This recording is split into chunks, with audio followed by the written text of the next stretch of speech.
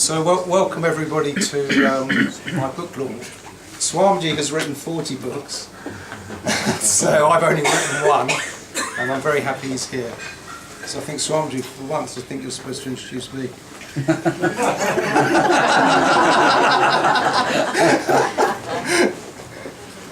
So, good evening to everybody.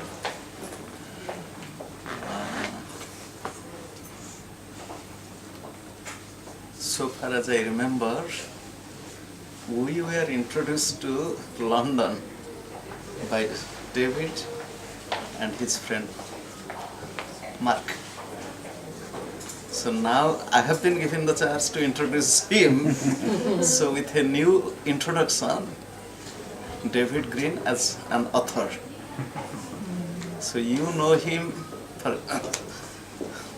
some of you know him from inception, like a baby, and some of you know him as your brother, as your friend, as your colleague, as your uncle, as your, in many different ways. So I have been seeing him since closer to 1.5 decades. I have been seeing him, how to say, in many different colors. So mainly green. Always green. I saw him very outspoken, very straight, very, how to say, who speaks truth in uncompromising way. So, You saying I'm direct? although he doesn't eat chili, sometimes his tone is very sharp. So this book, The Invisible Hand, with this book I want to introduce him. A thought came to me that he is meditating. He has good experience in the field of business, and he has seen many masters. He has seen people in different countries and culture.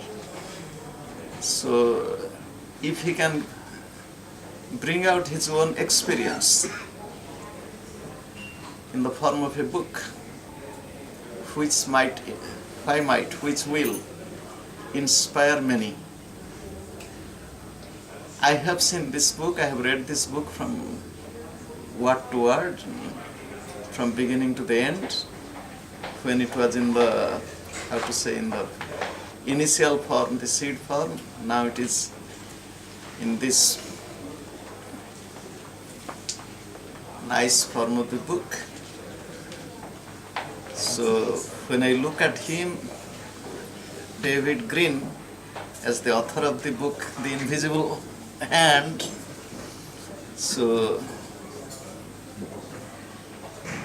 it is a very interesting picture. It is there. So holding one umbrella. Umbrella is not open. No, it's not. So Does it rain or not? Does it? So when one is holding the umbrella, umbrella symbolizes protection and also a support. This book, as I have seen, it has practical wisdom, which he has experienced, which he has accumulated through his business life, through his spiritual life, meditating. So with the hope, this book, as I have seen, it is so interesting and fascinating. It will help many people to understand life in a new light. Thank you all. So to speak, after silence to speak, it is quite a bit difficult. And silence is so beautiful, you can't imagine. And I'm happy to be here. I came to London after quite a few years after 2002. 2002 I came, but I was here last maybe 2 years or 3 years back.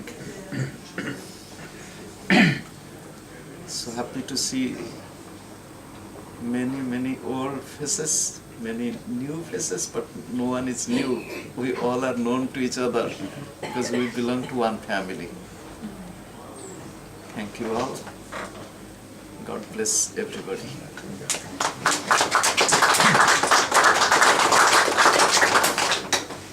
Thank you, Swamiji. I think what I'll do is I'll read some of the book first.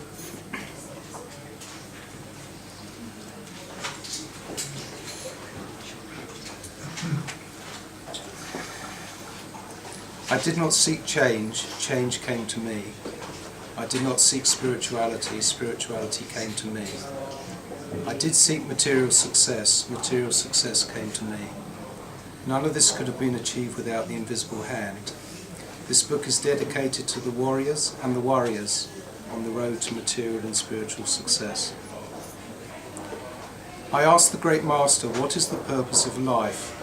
He replied, you are only born for self-realization. You are only born to find the truth of life. Every action in this world is for that purpose. In fact, when I heard those words, I was 34 and I thought, what is he talking about? So I'll continue.